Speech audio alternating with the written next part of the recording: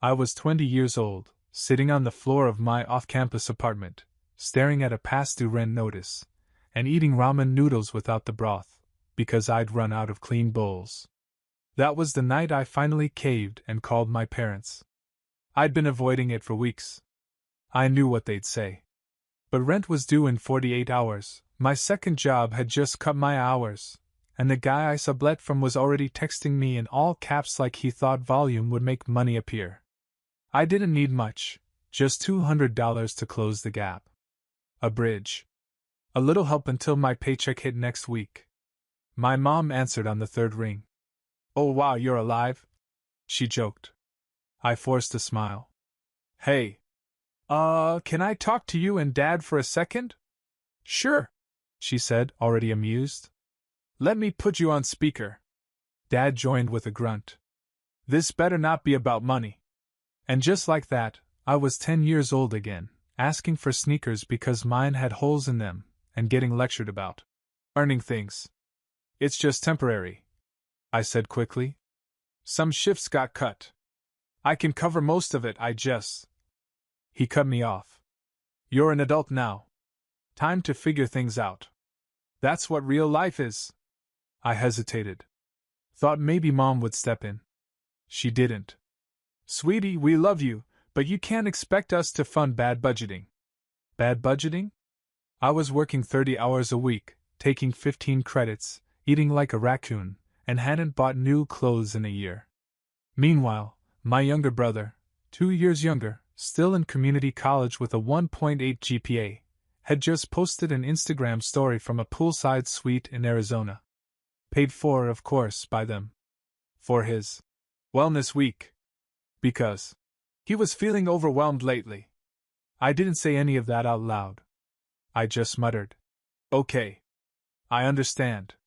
You'll be fine," Dad added. "You've got a good head on your shoulders." Funny how people who won't lift a finger love handing out compliments. I hung up and stared at my wall. I had 2 folding chairs, a mattress on the floor, and a desk made out of a plank across 2 milk crates. My good head was currently applying for dog walking gigs on Craigslist. I wasn't even angry. Not then. Just hollow. Because I wasn't asking them to fix everything. I wasn't asking for comfort. I was asking for $200 to not be homeless. And they couldn't even pretend to care. A week later, I worked 3 shifts straight, sold 2 textbooks, and made rent by 11:47 p.m. on the due date. No thanks to anyone with my last name. From that moment forward, I stopped asking. I didn't go home for Thanksgiving. I didn't fly back for birthdays. I sent the occasional holiday text, just enough to not seem hostile, but never enough to feel present. Meanwhile, they sent me photos of my brother's milestones. His first car. His new apartment. His matching wrist tattoos with their initials. They talked about him like he was a startup they were proud to have funded. Me? I was their forgotten failed investment. The quiet one. The self-reliant one. The one who didn't need anything. Because when he did, they turned their backs. But here's the thing about being left behind. You either fall apart, or you grow in silence. And I grew. Quietly. Relentlessly. With no safety net, no fallback plan, just grit and a long memory. And then one day, years later, when I had finally built something steady, they came knocking. Broke. Panicked. Desperate. And acting like nothing had ever happened. Graduation day came and went. No flowers. No family photo under the banner. No champagne toast waiting at a fancy brunch spot. Just me, a wrinkled gown borrowed from a classmate, and a $19.99 frame from Walmart sitting in a plastic bag. I took my own photo using the 10-second timer on my phone and a stack of library books as a tripod. I didn't cry. By then, I was used to finishing things alone. The week after, I accepted a job doing back-end tech support for a logistics firm. Nothing glamorous, just spreadsheets, error codes, and customers who thought turning it off and back on was sorcery. But it paid more in 1 month than I made in 3 back when I was working late-night gas station shifts and tutoring freshmen psych. First thing I bought? A bed. With a frame. Then came a real table. A used couch that didn't smell like despair. Curtains. Plates that matched. A toaster. Little things that made life feel less like survival and more like progress. Meanwhile, the silence from my parents continued. No. We're proud of you. No. You did it. Not even a recycled. You're our rock star. From the family group chat, which, by the way, I was still mysteriously excluded from. But I did see the social media posts. So proud of our little man. Killed it in his DJ set last night. Can't believe our baby just got approved for his 3rd apartment upgrade in 2 years. Family means everything. Hashtag grateful, hashtag golden boy. Okay, not that last hashtag, but emotionally, yeah? It was always about my brother. He didn't work. Barely studied. Changed majors like socks. But they doted on him like he was some genius philosopher trapped in a lazy body. I stopped checking their feeds after a while. Didn't need the reminder. 2.5 years post-grad, I'd almost forgotten what their ringtone sounded like, and suddenly, I had a missed call from my mom. Followed by a text that broke the pattern. Hey honey. Can you talk? It's kind of important. No emojis. No exclamation marks. No gifs of confused cartoon bears. Just that one sentence. Something was wrong. I called back. The second she picked up, I knew. She didn't say hi. She said, "It's gone." Their house. Gone. Apparently the safe, stable life they flaunted had been built on sand. Maxed out cards, refinance schemes, overextended loans, and my dad's obsession with some commercial property in Phoenix that was guaranteed income until it wasn't. COVID hit. The economy flipped. Tenants disappeared. Mortgage payments lapsed. Second chances ran out. They burned through their savings trying to hang on. And now? They were officially homeless. We just need a place to stay, she said. Just until we figure it out. My dad added, couple months max. We'll stay out of your hair. They were assuming a yes. Assuming my forgiveness. Assuming my door would open like nothing had happened. I didn't give them one. Not yet. I said, come by tomorrow and we'll talk. They paused. Confused. Wait, so you're not saying yes? I'm saying come by. We'll talk. I hung up before they could shift the guilt my way. That night, I lay in bed, staring at the ceiling, hands behind my head, heart racing. I remembered the night I called them, voice shaking, too proud but too scared to admit how close I was to losing my place. I asked for $200. They told me to figure it out. The next morning, they showed up. 2 suitcases. 2 duffel bags. Tired eyes. Matching expressions I can only describe as entitled exhaustion, like they were still the ones doing me a favor by staying with their successful son. They stepped inside. I gestured to the couch. And once they sat down, I finally asked, before we talk about you living here, let's talk about the time I needed $200. The air in the room changed the second I said it.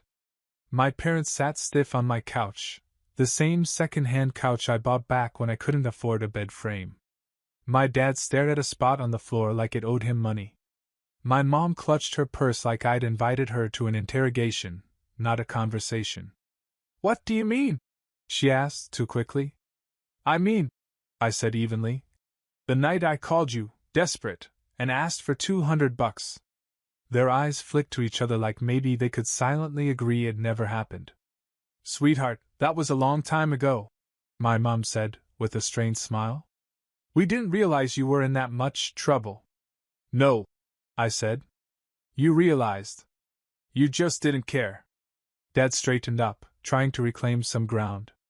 That's not fair. We were trying to teach you independence. You needed to learn. I laughed once, short and dry. You were paying for Jordan's 3rd apartment, while I was scraping peanut butter out of the jar with a fork. My mom looked down. My dad's jaw clenched. That's different, he muttered. Jordan was. What? I cut in. Still your favorite? Silence.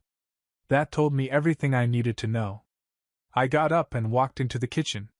My hands needed something to do. The kettle was already whistling. I hadn't even remembered setting it. I poured tea into a chipped mug and leaned against the counter, watching the steam swirl. I'm not trying to punish you, I said after a moment. But I want you to understand the math. I begged for $200 and got a lecture about adulthood. Now you're asking for shelter, food, bills, and grace. It's not the same, my mom said quietly. You're right, I said. Because I'm actually considering it. They didn't respond right away. Maybe they thought that was a yes.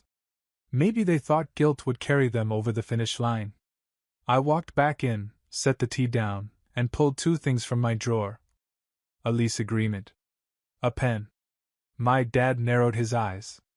My mom's mouth opened slightly, but no words came. I'm not charging you full rent, I said. But there will be expectations. Chores. Boundaries. Basic respect. You don't get to stay here and pretend like the past didn't happen. You're making us sign something? My dad said, like I just asked him to scrub toilets with a toothbrush. I am, I said.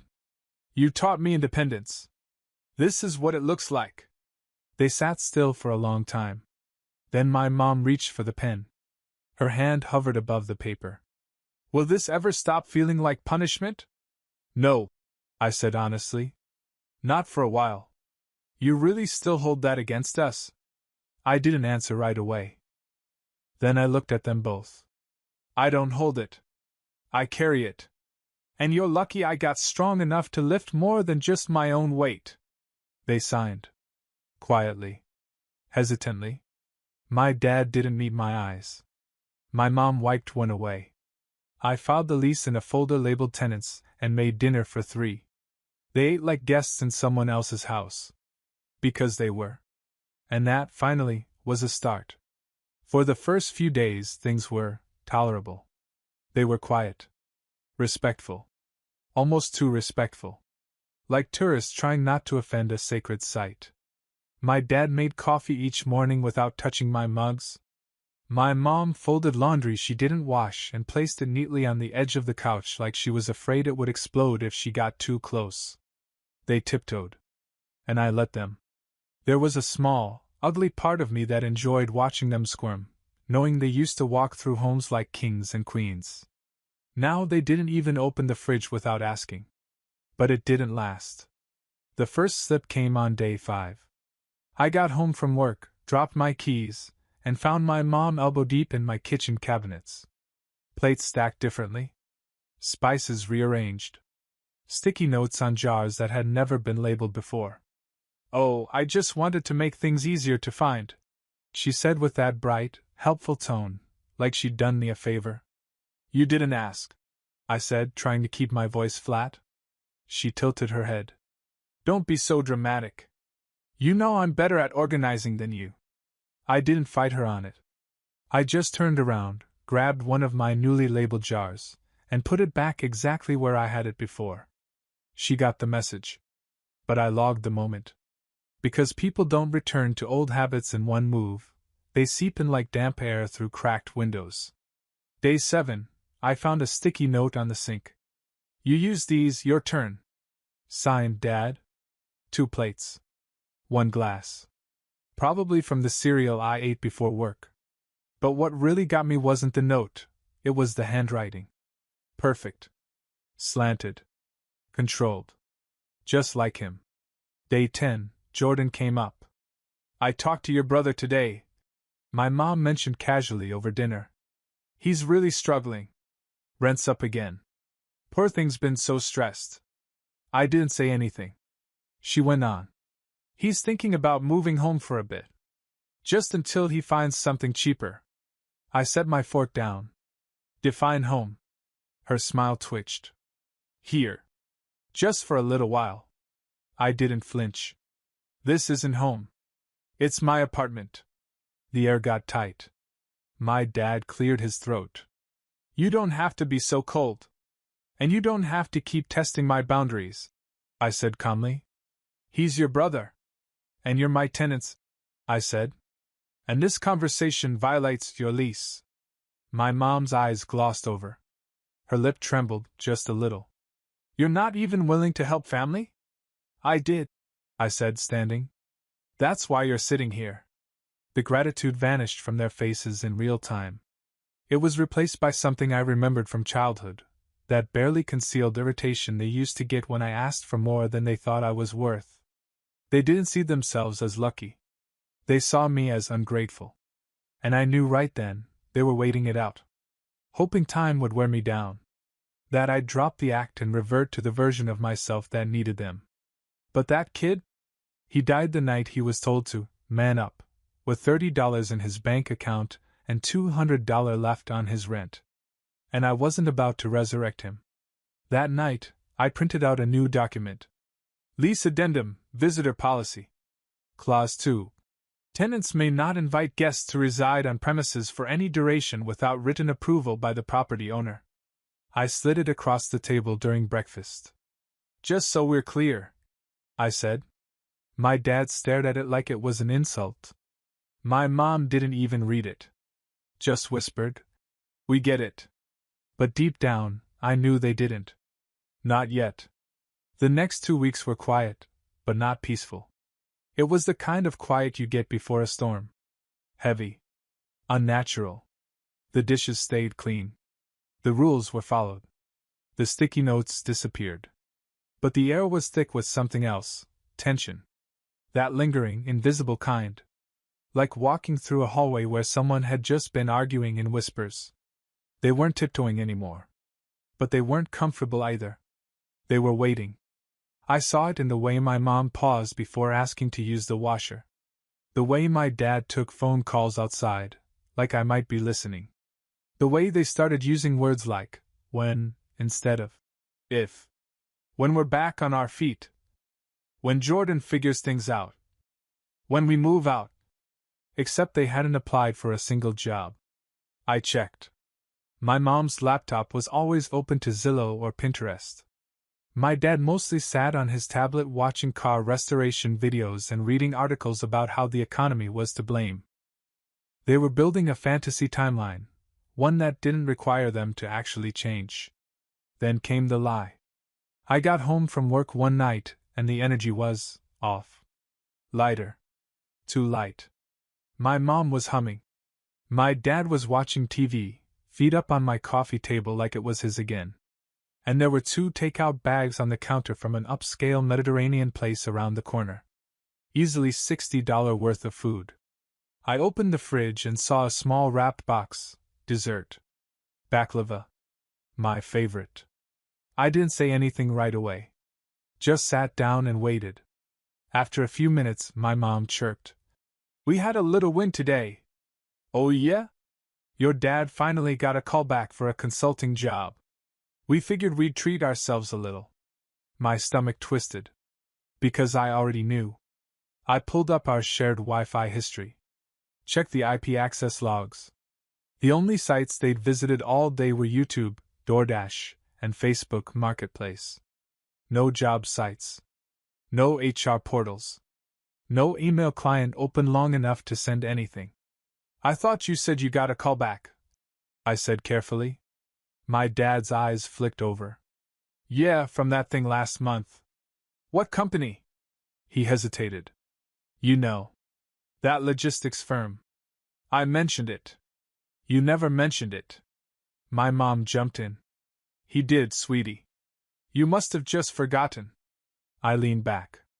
You're lying. Both of you. Silence. Then my dad scoffed. Are you seriously tracking what websites we use? I'm tracking my bandwidth, I replied. Because I pay for it. Just like I pay for the rent, the groceries, the utilities, and apparently the fake celebrations. He stood up. That's too far.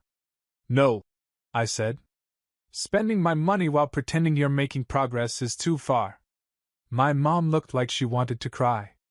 My dad looked like he wanted to hit something. "You've changed," he said bitterly. "I had to," I said. "Because when I was who you raised me to be, broke, obedient, and grateful for scraps, I almost didn't make it."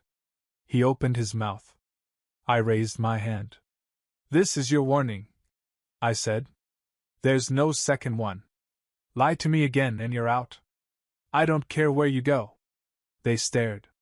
They waited for me to flinch, to soften. I didn't. They went to bed without saying goodnight. I cleaned up the untouched baklava.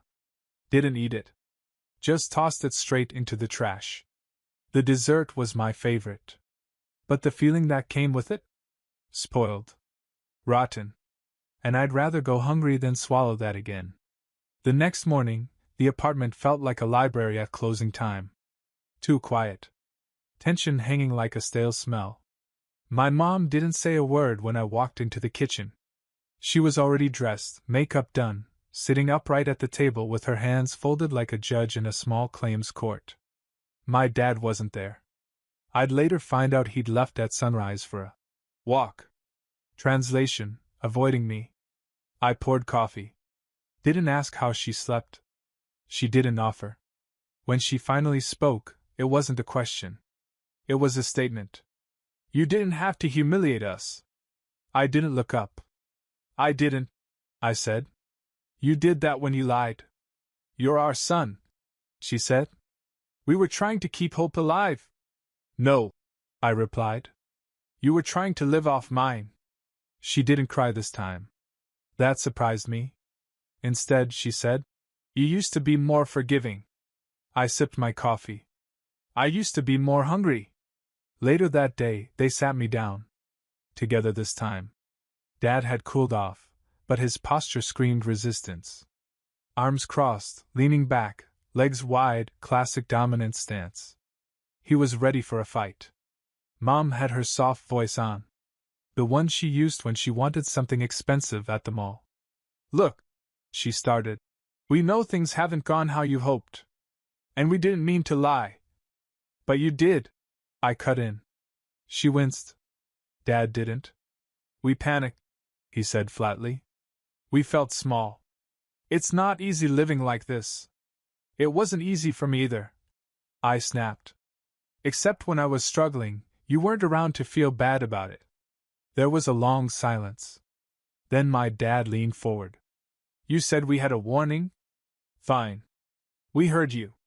But what now? You gonna treat us like prisoners?" "No," I said. "But from now on, this is a contract, not a kindness." I reached into my bag and pulled out another document. Titled, Accountability Addendum. I read it out loud. "Each of you applies to 5 jobs a week. Every Sunday you submit proof, applications, rejections, interviews. No more takeout. No untracked spending. I give you a fixed grocery budget. You clean. You contribute. You act like adults. If any rule is broken again, you're out. No negotiation." They were stunned. My mom looked like she'd swallowed a tack. My dad stood up halfway, then sat back down. "You're serious?" he said. I nodded. "More than I've ever been. Where are we supposed to go if we mess up?" "That's not my problem," I said. "It wasn't yours when I was 20 and 1 week from eviction." They didn't sign right away. They read it in silence, start to finish. Then, finally, my mom picked up the pen. Signed. My dad followed. Slow. Tense. But he signed. "You really don't trust us, huh?" he said. I looked him in the eye. "I trust patterns. Yours aren't good." That night, I went to bed earlier than usual. Locked my door. Not because I was scared, but because I needed space. For the first time, I realized I wasn't just trying to prove something to them. I was retraining them. Like broken tenants who'd trashed the place once before and needed to relearn what home even meant. And I wasn't done yet. Something shifted after they signed the accountability contract. It wasn't a full transformation, This wasn't a movie where the villains suddenly cry and apologize and turn into perfect parents. But it was movement. The bare minimum started happening. I began seeing job applications printed on the table. Real ones. My dad applied to 3 positions with mid-sized logistics firms. My mom even got an interview at a retail store she would have laughed at 6 months ago. They did the dishes. They stuck to the grocery list. They vacuumed. Quietly. As if each chore was an apology they didn't have the words to say. For the first time, they were contributing instead of just occupying. The tension didn't vanish, though. It just changed temperature, from boiling to a low, steady simmer. We didn't talk about the past anymore. But it was always there, like smoke after a fire. My dad didn't bark at me anymore, but he rarely thanked me either. My mom stopped trying to make small talk about Jordan, probably because she finally realized how little I cared. But there was one moment, small, stupid, and weirdly beautiful, that caught me off guard. I came home one night and my mom was sitting on the couch, headphones in, watching something on her tablet. I walked past her, tossed my keys on the counter, and she paused the video. "Hey," she said. "Do you still like that lemon tea from the place near 8th? I turned. "Yeah." "Why?" She pulled a cup from a paper bag. "I walked there this morning. Thought you might want one." It wasn't an apology. But it wasn't nothing. And that's how it went for a while. Not healing. Not forgiveness. Just a new rhythm. Tense but tolerable. Functional. Until the test came. It was a Tuesday. I'd just gotten home from a late shift. My back hurt. My brain was fried. I walked in and saw my dad standing in the kitchen, pacing. He looked nervous. Then I heard the voice. From the hallway. "Yo, this place is way smaller than I thought." "Jordan." I froze. He stepped into view like he owned the place. Hair slicked back. Designer hoodie. $500 shoes. Same smug look he wore when he used to get away with everything and knew it. He spotted me. "Hey man," he said, zero guilt in his voice.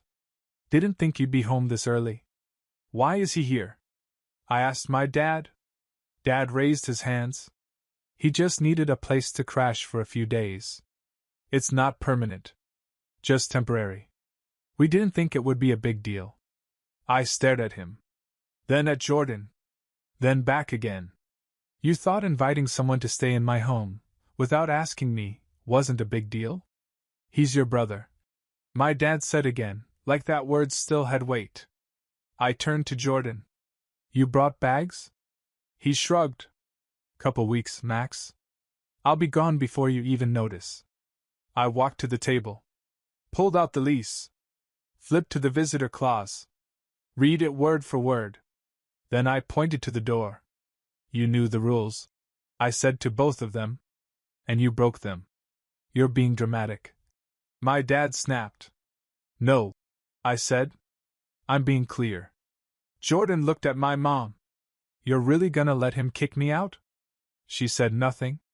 Because she already knew. This wasn't about me punishing them anymore. This was about whether they'd learn anything. And in that silence, I got my answer. Jordan didn't stay. That night, after an hour of hushed conversations and clenched jaws, he packed up the bags he brought, tossed them into the back of his car like he was owed speed and silence, and peeled out of the parking lot like someone trying to escape responsibility. He didn't say goodbye. Didn't even look at me. Just slammed the door hard enough to rattle the frame and drove off like I wasn't even part of his origin story. Fine by me. But something else left with him that night. The illusion. The last fragile thread my parents were clinging to, that maybe deep down, I was still their little kid. Still soft. Still someone they could pull back in with enough guilt, enough smiles, enough family is family speeches. When I kicked Jordan out, that thread snapped. And with it, something changed. They got quieter. Not just in volume, in energy. The passive comments stopped. The tension eased. I came home to folded laundry that wasn't mine but wasn't flaunted either. The kitchen stayed clean. The thermostat was no longer mysteriously adjusted to their comfort. My dad even asked if he could borrow my laptop one night while his updated. That question alone nearly made me sit down. Weeks passed. The job applications kept coming. Eventually, interviews followed. Then offers. My mom landed a job at a small consignment shop. She didn't love it, but she was proud. And she showed up every day with packed lunches and quiet determination. My dad got on with a courier service. He drove long hours, didn't complain much. Didn't brag either. Just worked. And for the first time, I saw something unfamiliar in both of them. Not shame. Not guilt. Humility. And beneath that? Gratitude. Not loud, performative gratitude. No hashtags. No teary speeches. Just the kind that makes people ask before taking. Clean up without being told. Respect the space they've been given. And I softened. A little. I stopped locking my bedroom door. Stopped triple-checking the pantry like a raccoon was looting it. Even caught myself smiling at my mom once when she handed me a fresh lemon tea without asking. Then, one morning, she handed me a cup of coffee, black, the way I drink it now. No cream. No sugar. "We've been looking at places," she said. I blinked. "Like rentals?" "Studio. 1 bedroom. We'll take whatever we can swing." She set the mug down. Sat across from me like a guest. "You've done enough. More than we ever did for you. And I don't want you waking up every day thinking you owe us anything more." I didn't say anything at first. Because in that moment, I believed her. 1 month later they moved out. No drama. No bags flung in anger. Just boxes. Hugging that felt real. And one small envelope with my name on it. A letter from my mom. "You didn't just give us a roof. You gave us a mirror. I'm sorry it had to be this way for us to finally see you." After they left, I cleaned the apartment top to bottom. Not because it was messy. Because I needed to reclaim the air. The silence. The freedom. Then I sat on my couch, alone, for the first time in almost a year, and just existed. No tension. No proving. No contracts to write or boundaries to defend. Just peace. Earned. Not gifted. That's what closure looks like. Not loud. Not dramatic. Just quiet. The kind of quiet that means no one's coming to take from you anymore. Because now, they finally understand, I don't owe anyone anything.